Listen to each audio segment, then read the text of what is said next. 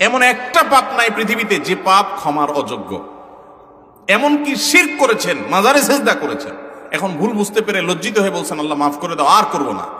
আল্লাহ তাআলা মাফ করবেন ইনশাআল্লাহ। আল্লাহ ওয়াদা করেছেন। আল্লাহ বলেছেন তুবু ইলাল্লাহি জামিআন আইয়ুহাল মুমিনুন, হে ঈমানদাররা তোমরা সবাই আল্লাহর কাছে তওবা করে ফিরে আসো। লা তাকনাতু মির রাহমাতিল্লাহ, আল্লাহর রহমত থেকে নিরাশ হয়ো না। ইন্নাল্লাহা ইয়াগফিরুদ দুনুবা জামিআ, আল্লাহ সব গুনাহ মাফ করে দিবেন, কিন্তু ক্ষমা চাইতে হবে। আল্লাহ আমাদেরকে ক্ষমা চাওয়ার তৌফিক দান করুন। সকল গুনাহ আল্লাহ তাআলা মাফ করে দিবেন, কিন্তু বান্দার হক মেরে দিয়েছেন, টাকা নষ্ট করেছেন, মানুষের হক খেয়ে ফেলেছেন, তাহলে সেই গুনাহ কিন্তু আল্লাহ রাব্বুল আলামিন, আপনি ওই আল্লাহর কাছে শুধু মাপ চাইলে মাফ হবে না, আল্লাহর কাছে মাপ চাইতে হবে, আবার বান্দার হক ফেরত দিতে হবে। সারা জীবন মানুষের পকেট কেটে, মানুষের কলিজা কেটে, রক্ত চুষে, টাকা কামাই করে লাখপতি কোটিপতি হয়ে এবার বুড়া বয়সে মসজিদে, মাদ্রাসায়, মাহফিলে হুজুরদেরকে দান সাদাকা টাকা পয়সা দিয়া চারপাশে এবার হাজী সাহেব গাজী সাহেব ছেড়া মক্কা শরীফ যাইয়া ওমরা করে, হজ করে, দায় রেখা, আপনি লম্বা জুব্বা নিয়া, তুসবি নিয়া, জায়নামাজে বসে এবার আল্লাহওয়ালা হয়ে গেছেন। আর সারা জীবন মানুষের পকেট কাটছেন, জীবন ধ্বংস করছেন, আত্মসাৎ করছেন, ঘুষ খাইছেন, দুর্নীতি করছেন। মনে রাখবেন এই ইবাদত বন্দি গিয়ে সেগুলা কিন্তু কাটাকাটি হবে না, সেগুলা কাটাকাটি হবে না। আমরা অনেকে মনে করি যে আরে জোয়ান বয়সে এগুলা কামাইনি, এর শেষ বয়সে এসে ফেরেশতা সেজে যাব।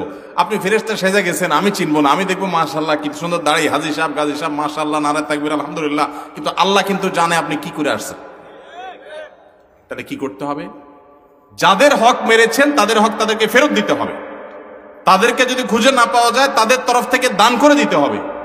এরপর আল্লাহর কাছে মাপ চাইবেন, মাফ হবে। বান্দার হক খুব ডেঞ্জারাস। আল্লাহ তাআলা আমাদেরকে বোঝার তৌফিক দান করুন। ভিন্ন ধর্মীরা কেন জাহান্নামে যাবে? অন্য ধর্মের মানুষরা কেন জাহান্নামে যাবে? এখন আমার প্রশ্ন হলো, অন্য ধর্মের মানুষরা তারা কি জান্নাত বিশ্বাস করে? বুঝেন নাই কথা? যে মুসলমান না সে কি জান্নাত বিশ্বাস করে?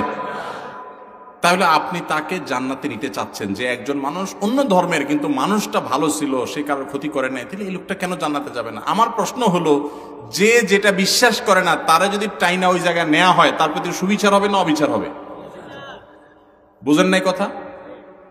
একজন একটা বিশ্বাস করে না, তারা জোর করে টেনে ওখানে নিলেন, এটা কি তার প্রতি সুবিচার হবে না অবিচার হবে?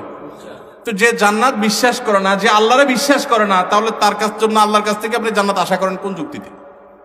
বুঝেন নাই ভাইরা আমার?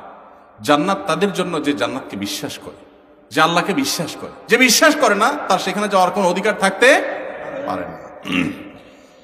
আমি যে এলাকায় বসবাস করি তারা শিরক, কুফর, বিদআত, অন্যান্য নাজায়েজ কাজে লিপ্ত। এমত অবস্থা আমি এসব থেকে তাদের কিভাবে বাঁচাবো? আপনি বাঁচানোর জন্য মানুষকে কোরআন সুন্নাহর দিকে দাওয়াত দিবেন। সাধারণ মানুষ অতিরিক্ত ফতোয়া দেওয়া দেওয়ি করবেন না, দিয়ে এলাকার ভিতরে গন্ডগোল ফাসাদ বাধাই দিবেন না।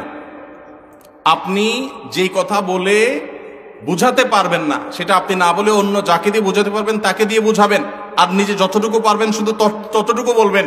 আর বুঝাতে গেলে যদি না বুঝে তো তাদেরকে আল্লাহর আনুগত্য, তাওহীদের গুরুত্ব, সুন্নতের গুরুত্বটা আগে বোঝানো দিয়ে শুরু করেন। এরপর আস্তে আস্তে সামনের দিকে আগান, দেখবেন ইনশাআল্লাহ সেখানে দাওয়াতি কাজ করা সহজ হবে।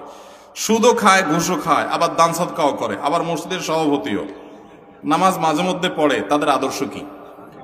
মসজিদ যারা পরিচালনা করবে, আল্লাহ রাব্বুল আলামিন কোরআনে কারিমে তাদের 4টা বৈশিষ্ট্যের কথা বলেছেন। কয়টা বৈশিষ্ট্য লাগবে? ইন্নামা ইয়ামুরু মাসাজিদাল্লাহি মান আমানা বিল্লাহ ওয়াল ইয়াউমিল আখির।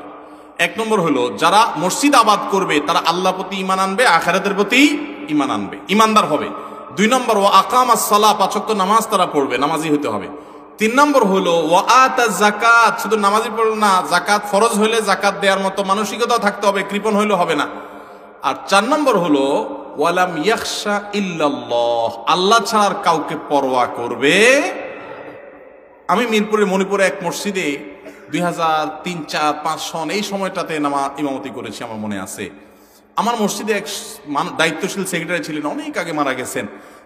আমার নিয়োগের দিন উনি আমাকে বলে দিয়েছেন, হুজুর আল্লাহ আমাকে যে ক্ষমতা, পাওয়ার, গ্রহণযোগ্যতা যাই দিছেন, আপনি যতক্ষণ কোরআন হাদিসের আলোকে কথা বলবেন ততক্ষণ পর্যন্ত আপনার এই কথার সপক্ষে যা যা করা দরকার আমি করব। ওনার নাম ছিল হাজী জামাল হাজী। বলে যে আমি জামাল হাজী, আমি সেটা করবো। মানে এলাকার নাম এই নামে পরিচিত ছিল। আর যদি আপনি কোরআন হাদিসের বাইরে কথা বলেন তাহলে আপনার বিরুদ্ধে কিন্তু আমি ওখানে দাঁড়ায় যাব।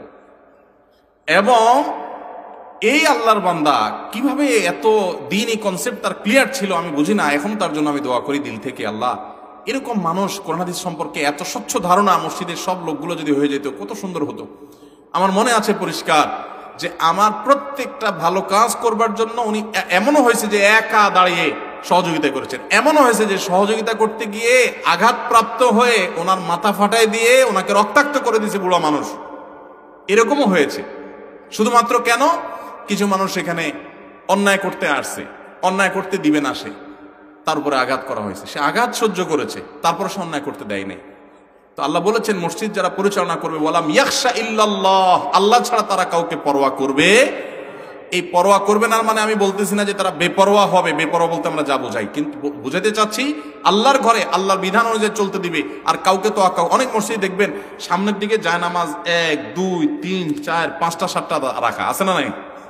ঢাকার একটা সম্ভ্রান্ত ভিআইপি এলাকার এক মসজিদে আমাকে একবার দাওয়াত দেওয়া হয়েছে। আমি যাই দেখি যে এরকম জায়নামাজ কতগুলা। আমি বললাম আপনারা সব ঢাকার একবারে ক্রিম এলাকার মুসল্লি, আমি জানি এখানে ভিভিআইপিরা নামাজ কালাম পড়েন, কিন্তু আল্লাহর ঘরে সব গোলাম হয়ে আসে, নেতা হয়ে কেউ আসে না। সো এখানে আবার কিসের জায়নামাজ দখল করি? এখানে রিকশালা যদি আগে আসে সে আগে দাঁড়াবে, আপনি পরে আসছেন আপনি পরে দাঁড়াবেন। পৃথিবীর কোথাও যদি সাম্য না থাকে মসজিদে সাম্য থাকবে। মসজিদ আমাদেরকে সেই শিক্ষা দেয় যে একজন প্রেসিডেন্ট, তার পাশে একজন রিকশাওয়ালা, একজন দিনমজুর, একজন সাধারণ মানুষ, সেও তার সাথে দাঁড়িয়ে নামাজ পড়তে পারবে, তার ইগোতে লাগতে পারবে না, তাহলে সে গোলাম হতে পারবে না। তো মসজিদগুলোকে এভাবে যদি আদর্শের জায়গা বানানো হয় তাহলে সেটা হবে মসজিদ, এবং মসজিদ কমিটির লোকেরা সেরকম যোগ্যতা সম্পন্ন হতে হবে। আমাদের অনেক ভাইরা আছে অনেক কষ্ট করেন মসজিদের জন্য, আমরা তাদের জন্য দোয়া করি আল্লাহ তাদেরকে এরকম যোগ্যতা অর্জন করার তৌফিক দান করুন।